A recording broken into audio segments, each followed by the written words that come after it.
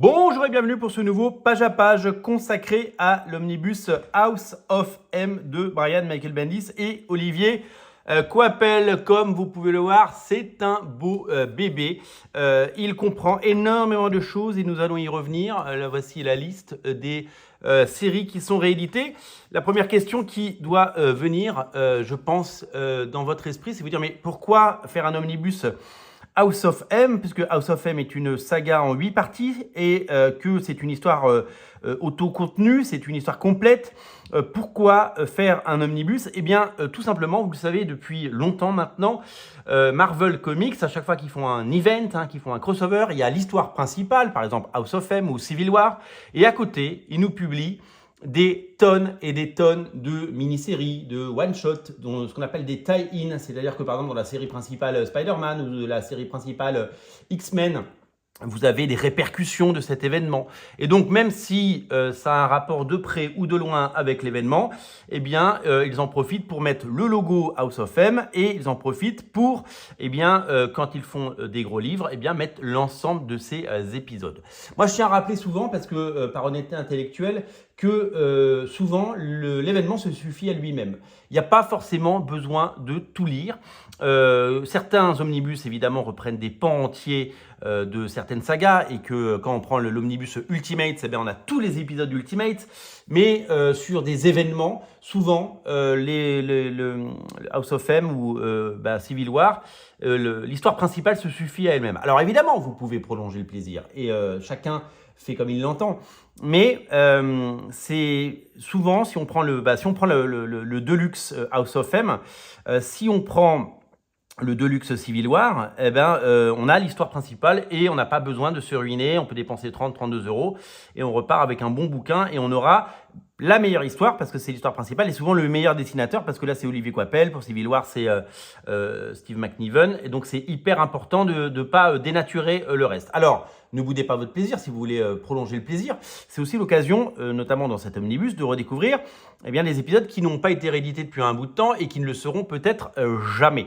Donc, il y a des avantages et des inconvénients à lire cet omnibus. Ce qu'on sait, c'est que c'est un énorme succès depuis plus de quasiment 20 ans et que Marvel et Panini aiment bien rééditer ça parce que ce sont des ventes assurées et qu'à chaque fois qu'on change le format, il y a des ajouts et donc du coup, les lecteurs achètent ou rachètent certaines sagas. Donc là, on a les 8 épisodes. Alors, House of M, c'est disponible en omnibus, mais c'est aussi disponible, je l'ai dit, en deluxe. Donc, je crois qu'il coûte 30 €. C'est disponible en must-have, petit format avec le bandeau à 15,99 € et c'est disponible dans une collection événement à 6,99 € en souple. Bon, c'est une édition un peu dénaturée, 6,99 €. Si vous voulez lire ce récit sans vous ruiner, prenez le must-have ou le deluxe. Je pense, parce que ça fait des beaux albums qui restent et qui ne s'abîment pas et qui sont à l'abri à l'épreuve du temps. Voilà. House of M, c'est quoi? C'est la rencontre au début des années 2000 de deux séries, les New Avengers de Brian Michael Bendis et les Astonishing X-Men de Joss Whedon. Vous reconnaîtrez les costumes de l'époque. C'est dessiné par la superstar Olivier Coipel. Et nous allons directement rentrer dans le vif du sujet. Évidemment, c'est plein de spoils, mais c'est la base quand on lit un récit comme ça, eh bien, quand on fait un page à page, eh bien, on se spoil. Les couvertures, elles sont signées Sadri Beach, qui était déjà là et qui était déjà la promesse d'une star parce qu'il faisait des couvertures sublimissimes. Voilà, je cale pour être bien dans l'axe. Voilà, hop, toujours compliqué de faire un cadre avec ça. Certains éléments de House of M ont été repris dans la saga WandaVision et Wanda va être au cœur de ça. WandaVision qui peut, vous savez, déformer la réalité avec son pouvoir X et qui va créer un monde, vous allez le voir, suite à un nouveau trauma. La naissance de ses enfants, on en avait déjà parlé il y a des années dans les pages de Avengers West Coast par John Byrne. Les a-t-elle imaginées? Les a-t-elle vraiment eues? Et comment a-t-elle fait pour avoir un enfant avec Vision? La rencontre du professeur Xavier et de Magneto, on est bien avant House of X, Power of Ten. Donc là, l'histoire, le statu quo, c'est une saga qui est ancrée dans l'univers à l'époque. Donc ce sont les costumes des Astonishing X-Men de Joss Whedon et vous avez les New Avengers tels qu'ils étaient à l'époque avec la rencontre de ces deux équipes et qui discutent ensemble d'une menace commune puisque le professeur Xavier a senti que Wanda Maximoff, la sorcière rouge, eh bien, avait des intentions belliqueuses. À la fin de l'album, eh bien, elle change la réalité. Elle change la réalité et Peter Parker se réveille dans un monde qui n'est pas le sien et il voit par exemple qu'à côté de lui, il y a une photo d'un mariage et ce n'est pas Mary Jane et il y a des cheveux blonds. Que s'est-il passé? Nous allons le découvrir. À partir de l'épisode 2, c'est le nouveau statu quo. On voit un Steve Rogers vieux, donc qui n'a pas été congelé dans les années 40. Et on va découvrir ce nouveau monde. Alors, c'est une grande tradition chez Marvel de faire des récits où on twiste la réalité, où la réalité est déformée. Il y a eu évidemment l'ère d'Apocalypse qui a fait date et il y a House of M. Je crois que c'est les deux meilleures incarnations.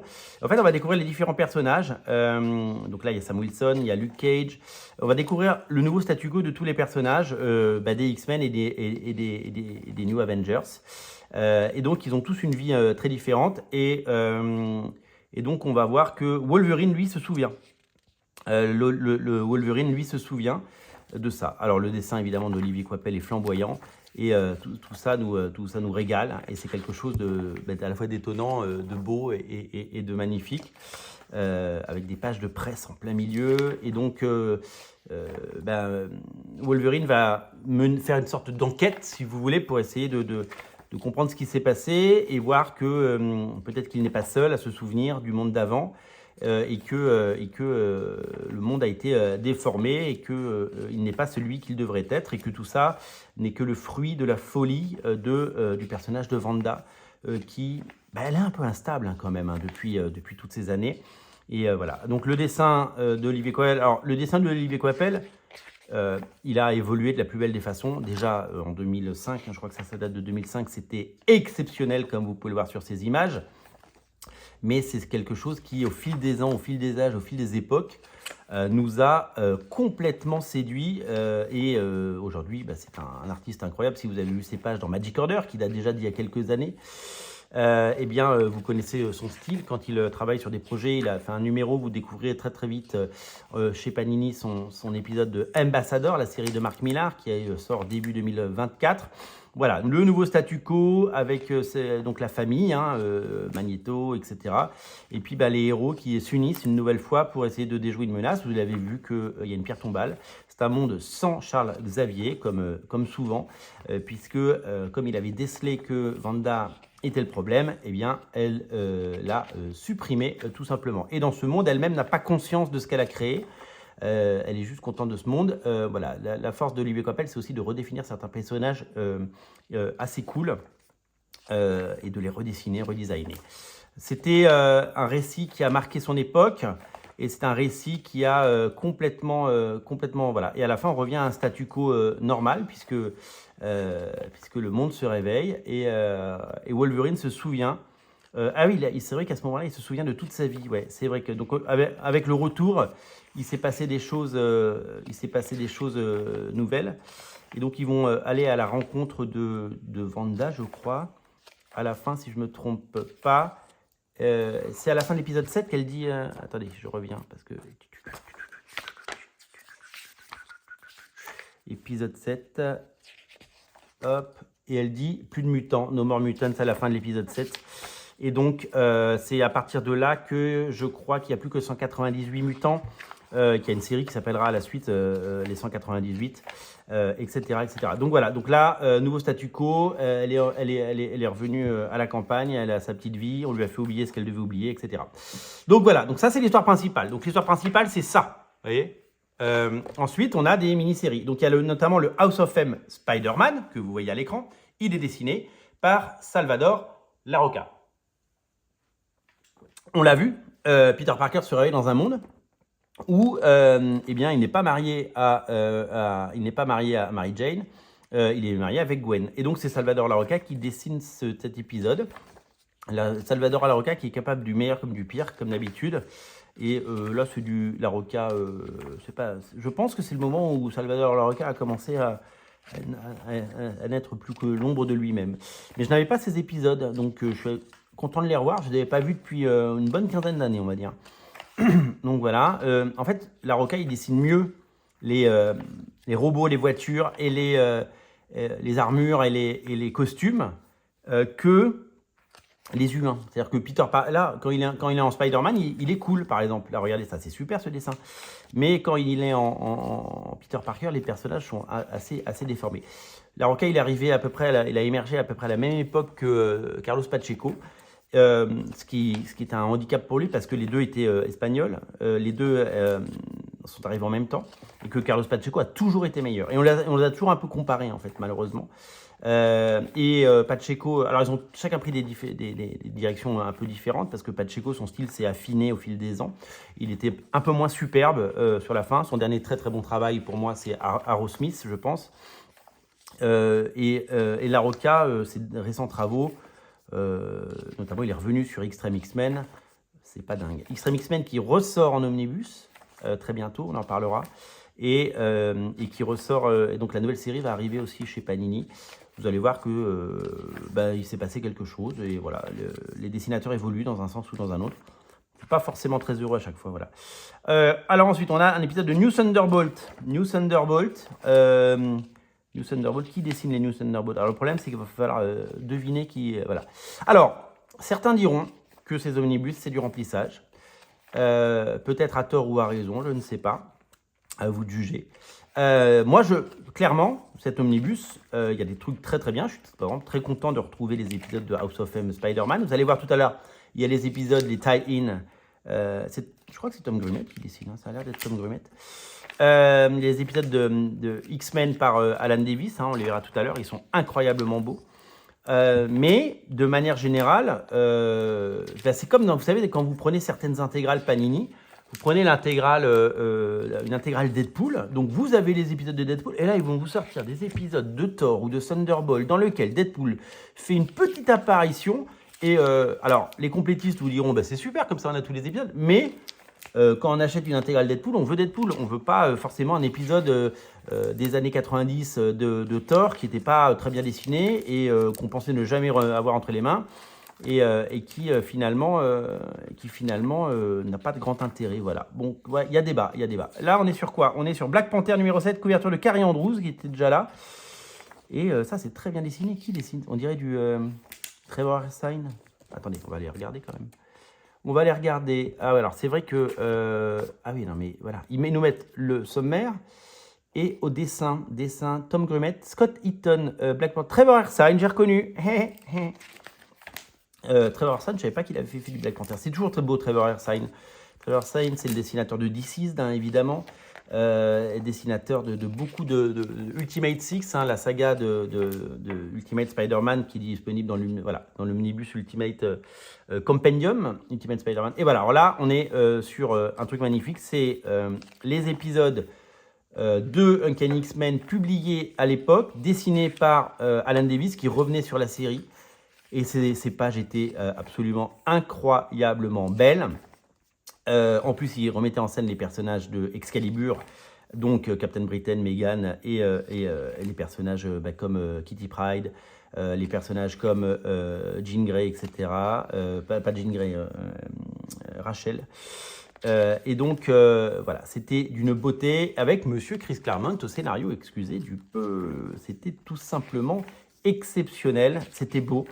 Alan Davis, quel dessinateur, vraiment sur les X-Men, Excalibur et tout ça, il laissera, voilà, et ça claque d'avoir ça, d'avoir ce retour comme ça des années après. Et Chris Bachalo, que j'adore, qui est un dessinateur vraiment que j'ai toujours adoré. Son style est particulier, mais tellement chouette. Alors lui, il a dessiné toutes les séries X-Men, il a fait Ultimate X-Men, il a fait Génération X évidemment, il a fait X-Men, Uncanny X-Men, il a fait le retour à l'ère d'Apocalypse, il a fait la série donc New X-Men de Grant Morrison.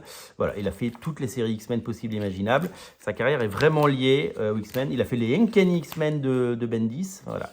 Et ça, on est sur Wolverine, donc couverture de Joey Quesada et qui dessine à l'intérieur. On va essayer de découvrir qui dessine. On va essayer de reconnaître, c'est bien, c'est un petit jeu qu'on fait entre nous. On va regarder. Les pages craquent un peu, mais c'est neuf, mais c'est pas grave, ça craque une fois et après ça craque plus. Vous connaissez. Tac, tac, tac. Javier Saltares. Et après, ce sera Patli sur Iron Man. Ah, préparez vos lunettes de soleil. Patli sur Iron Man. Ça risque de piquer un peu les yeux. Patli, c'est pas le dessinateur le plus jojo de l'histoire. Donc voilà, donc ça c'est du Wolverine. Donc c'est toutes les pages de Wolverine en rapport avec l'événement. Vous voyez que ça n'a pas un rapport direct, c'est juste la vie du Wolverine de ce monde-là. Qu'est-ce qui se passe pendant House of M, voilà. Donc Patli sur Iron Man. Putain, Patli, c'est... Patli, ça piquait un peu. C'était un style que Marvel avait essayé d'aller faire un peu du manga, d'aller chercher des dessinateurs, soit coréens, soit chinois, soit hongkongais, soit japonais. Je ne sais pas quelle est la nationalité de Pat Lee et je m'en excuse, mais c'était une tendance d'aller chercher ce type de dessinateur à l'époque. Et Quesada avait vraiment, à l'époque, il a fait des très très bonnes choses en tant qu'éditeur en chef.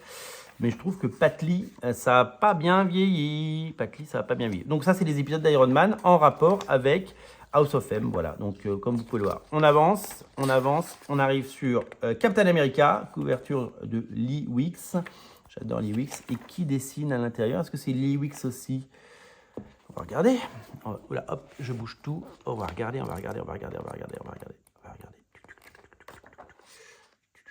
Lee Wicks, il fait Captain America, exactement. Après, il y a du Michael Lark sur The Pulse. Il y aura du Adam Kubert. Voilà. Hop, il y aura du Randy Green. J'aime bien Randy Green. Hop. Donc voilà. Donc tous ces épisodes, eh bien, ont un rapport plus ou moins lointain. Michael Lark, très chouette. Ont un rapport entre... avec House of M, voilà. À vous de le trouver. Hulk, voilà. Hulk, ça c'est c'est Adam Kubert, ça? Je reconnais pas. Ça ressemble pas. Ça ressemble pas du tout. Voilà, on avance sur du Hulk. Hulk, hop. Ouais, non, ça c'est pas du Adam Kubert, ça. Je sais pas qui c'est. Ouais, ça craque un peu. Mais bon, ça craque une fois et après ça craque plus. Mais c'est jamais agréable. Mais bon, c'est le problème des gros omnibus. Hein. C'est du gros omnibus quand même. Hein. Et hop. Bon, Hulk Broken World, couverture de Mark Brooks. Voilà. Alors là, vraiment, ils sont allés chercher tous les... Voilà, là, il y a du Adam Kubert. Et voilà, on va prendre le temps de regarder Adam Kubert parce qu'Adam Kubert, c'est joli. C'est joli, joli, joli. Voilà. C'est un page à page après tout. Hein. Il faut évidemment regarder les choses. Très très chouette. Je ne sais pas qui sont tous ces personnages, mais voilà. Voilà, moi, si vous voulez un conseil, regardez, ne prenez que le Deluxe, quoi. Le Deluxe, c'est un beau format, c'est un bel album. Il y a plein d'autres omnibus, hein. Il y en a eu, je ne sais pas combien d'omnibus, il y en a eu qui sont sortis depuis 2 ans, j'ai arrêté de compter. Honnêtement, je pense que vous n'avez pas forcément besoin d'avoir ces épisodes. Voilà. Je pense qu'il y a des meilleurs. Prenez Ultimates par exemple. Prenez Ultimates comme omnibus. Prenez du Ultimate Spider-Man. Prenez des choses comme ça. Parce que là, voilà. House of M, Exilés. Les Exilés, c'est une série que vous aimez bien. Paul Pelletier. Je sais que vous êtes très nombreux à réclamer ça. Les Exilés de Paul Pelletier, voilà, avec des épisodes encore une fois en rapport avec House of M. Mais on est tellement loin de la série principale. Ah oui, c'était Randy Green, hein, c'est ça au dessin. J'aimais bien. Je crois que c'est Randy Green là. C'est peut-être Paul Pelletier.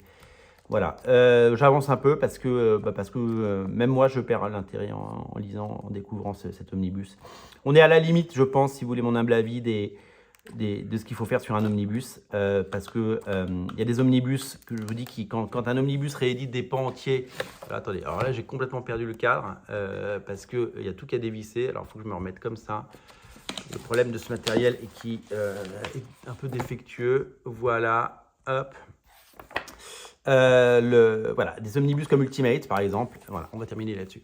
Des omnibus comme Ultimate, ils sont nécessaires, mais des omnibus comme celui-là, je pense que le Deluxe se suffit amplement, parce que le reste, c'est vraiment du remplissage. Voilà, je vous invite à lire le Deluxe ou le Must-Have à 15 euros. Je vous mets des liens en descriptif de la vidéo, bien entendu. Voilà, en tout cas, en fait, j'ai un peu peur dans ce genre de cas que ça dénature vachement, en fait. Je pense qu'on est aux limites, quoi. C'est-à-dire que... ah, putain, j'arrive même pas à le fermer, vous voyez, je vais l'abîmer. Ouais, ces omnibus-là, ils sont trop gros, quoi. Ils sont beaucoup trop gros. Là, il n'y a rien qui va. Mon plan est complètement dévissé. C'est pas grave, on s'en fout. Prenez le Deluxe et vous ne serez pas déçus. Moi, je vous invite évidemment à lire cette histoire parce que la saga principale House of M par Bendis et Coipel, eh ben, elle est géniale. Et si vous ne dépensez pas 90 euros, dépensez que 30 parce que vraiment, ça ne vaut pas le coup. Voilà, je m'en rends compte. Je l'ai redécouvert avec vous. Hein, je ne l'avais pas redécouvert et je me rends compte que je ne suis même pas allé à la fin, quoi. Et je pense que je ne lirai jamais tous ces épisodes. Je vais aller me relire le Deluxe House of M, puisque vraiment, cette saga est culte et fabuleuse. Je vous invite évidemment à faire comme moi. Salut!